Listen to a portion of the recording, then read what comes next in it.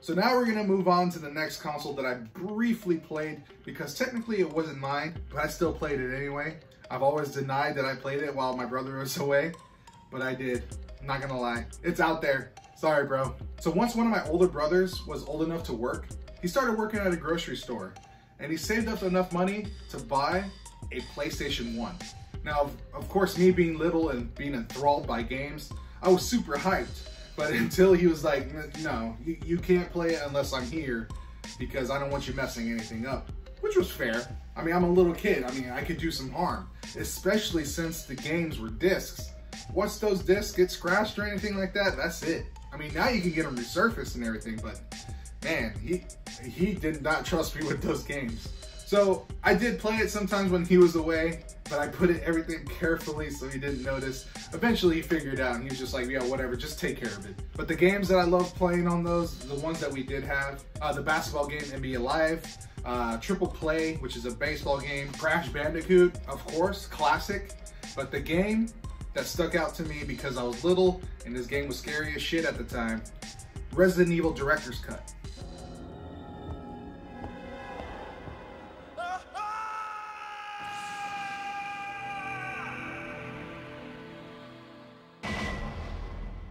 Yeah, being little and playing Resident Evil wasn't a good mix, but I actually really enjoyed it. It was challenging, it was fun, it was scary. I mean, what else could you ask for? It's a perfect formula for a game for a kid. So I played the PS1 enough to hold me over till my next console that I got. Now, the funny story about the next console, about how I got it, is because, I have a stepbrother, who, his name's Joseph, and we lived together, and he had a PS2, and I kind of like would play his PS2 every day. Now the reason being is because I had another friend named Luke who introduced me to a little game called Amplitude. And I fell in love with that game, and I bought it at a GameStop. Even though I didn't even have a PS2, but I did buy it. So I popped it into my stepbrother's PS2, played it all the time. My stepbrother's like, hey man, when are you gonna let me play my games and stuff like that? I was like, hang on, I need to beat this song really quick. And I kind of took over.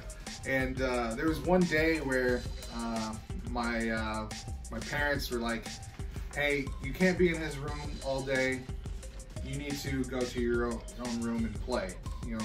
But I was like, I don't have a PS2, and they're just like, well, you gotta wait your turn then. And so one day, they did that to me, and I went to my room, and there was a PS2 bundle sitting on my bed with ATV Off-Road 2, I believe. And man, I hooked it up right away and started playing, and that's where I got my PS2. Now, along with Amplitude, of course, the game that I played the most along with that game is Frequency.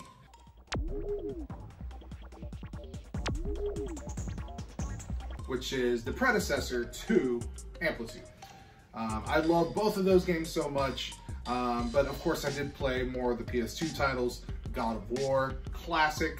Now there's one game that did stick out to me. There's always going to be one game that sticks out to me because it actually has meaningful value to me, or sentimental value. I mean, we all as gamers have that particular game. Now PS2, don't laugh, is actually Dance Dance Revolution. I went through a phase where I played Dance Dance Revolution a lot. I had multiple pads for it. I would collect them. I think I still do have some, but I have a lot of Dance Dance Revolution games for the PS2. But I remember playing them all. I got in a great workout. I lost a lot of weight playing that game. I just remember being so hyped up about that game, playing it all the time, doing my moves on the pads. Dude, I love the Dance Dance Revolution. I still do, but I don't do it in the pad anymore. So after the PS2, I kind of went a good amount of time before I bought my next console. It was actually maybe 3 or 4 years because I kind of fell off the gaming thing. I focused more onto my music because I was in a band. We did some shows, we recorded an album, and yeah, I was really focused on that and did a really deep dive into my music. So gaming kind of fell by the wayside. However, when the band thing slowed down a bit, I decided to treat myself and buy myself an Xbox 360. So I was still privy to all the game news, you know, PS3 versus Xbox 360, which one's better, PlayStation, Xbox, blah, blah, blah. The reason why I went with Xbox 360 is because all my friends at that time were playing Xbox 360. So of course I had to grab Call of Duty and play with them. So Call of Duty Modern Warfare 2 was my first experience with the Xbox 360, and it was also my first experience with broadband online gameplay. Because I had dial-up when I was playing PS2 online, and there was very limited to the games that you could play. But once I moved out and got an apartment and I got an Xbox 360, it was over and done with. I was addicted to online gaming. So Call of Duty Modern Warfare 2 with my friends, man, we would squad up and just play all night. Eventually I got Modern Warfare 3, got Black Ops 1, Black Ops 2. So the Xbox 360 sparked up another addiction that I had. That would be with the Madden series. Now I had played Madden back in the day, you know, with some other consoles. I played, I think Madden on Nintendo 64 and Super Nintendo, you know.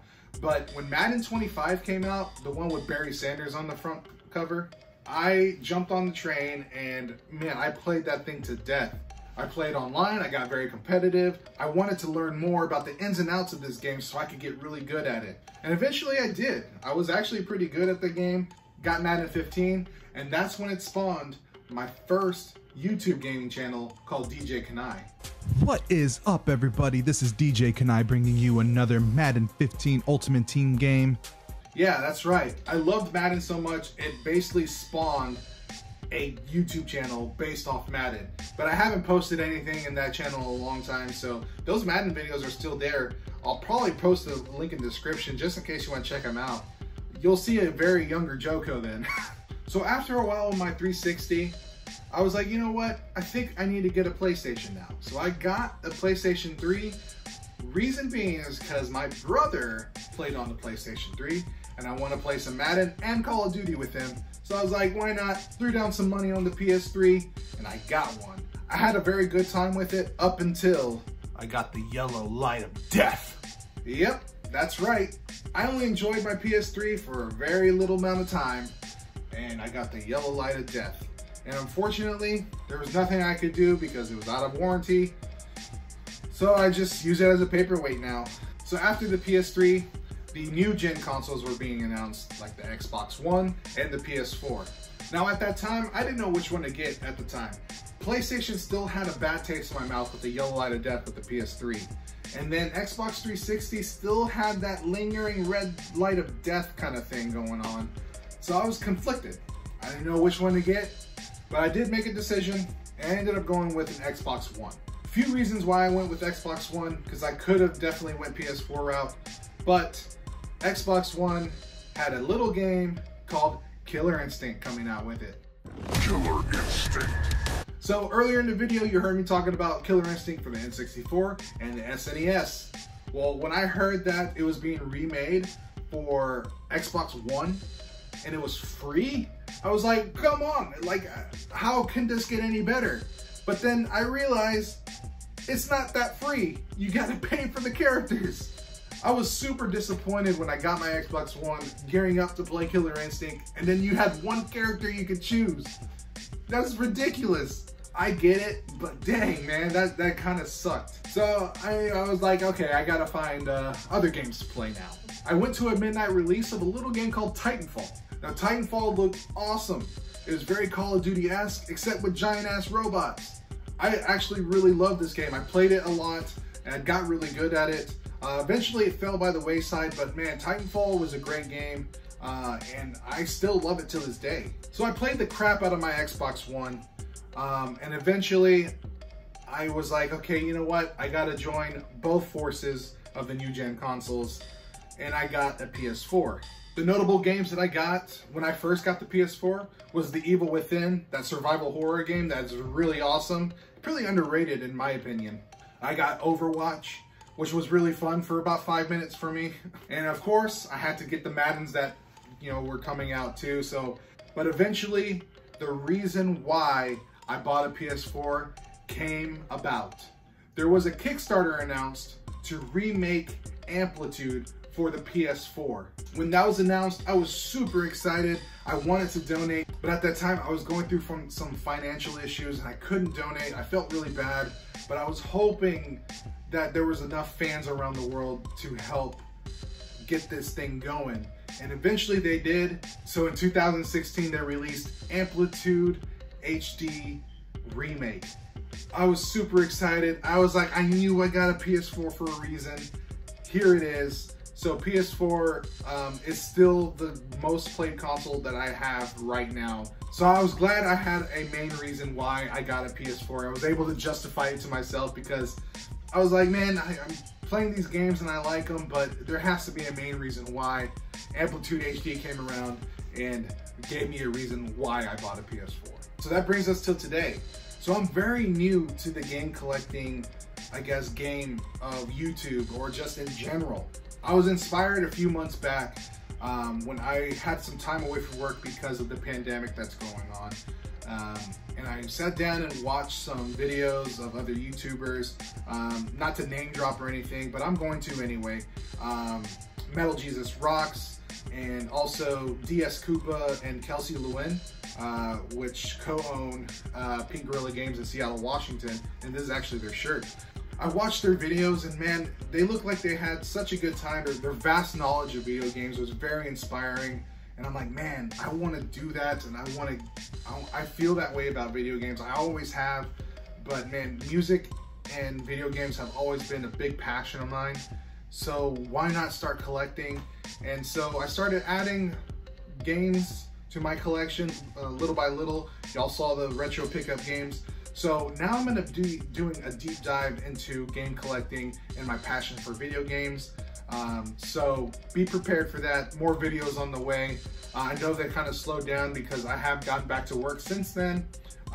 So I'm kind of in the mix of, you know, getting my work life back together with my personal life. So before I go, here's some honorable mentions of some consoles that I didn't necessarily play a lot, but I did briefly play them during my time with video games from when I was growing up.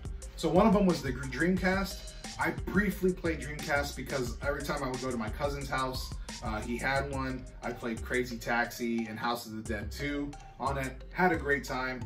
Dreamcast is one of those consoles that I've always wanted, but I never got. But now I have one and I still play it and it's awesome. Another brief one is the OG Xbox. So all the consoles that I mentioned right now are pretty much going to be because I played them either at a friend's house or I saw it in passing or I played it for a little bit. So this one, a good friend of mine had an OG Xbox. He was playing Ninja Gaiden on it all the time. We played Halo and things like that. So, but it was fun. I did have a brief stint with the OG Xbox because of that. Then I also had a little stint with the Wii. I did own one, but it was technically my stepbrother's, so it wasn't mine. But I did play Wii Sports a lot on that game, and then also Super Mario Galaxy. And one console that I never had any interaction with growing up was the GameCube. I never played a GameCube until a few years back when I actually picked one up for cheap at a Goodwill. Yeah, I played Paper Mario on it, which is a game I have. That I bought for like $18 at a GameStop a long time ago, even though I didn't have a GameCube, but now it's worth like $100. Pretty nice pickup, I must say, but I'm not getting rid of that game. I love that. I love Paper Mario, so I was just glad to have it. So when I did pick up a GameCube, I was able to play it. Well guys, that's my history with video games, going from when I was an itty bitty lad to right now. Well, I appreciate all of you watching this. Don't forget to like, comment, subscribe. Let me know in the comments below what your gaming history is like. I would love to read and see if it's similar to mine. Again, thank you for watching. My name is JoCo from Hustletown Gamers. Peace out.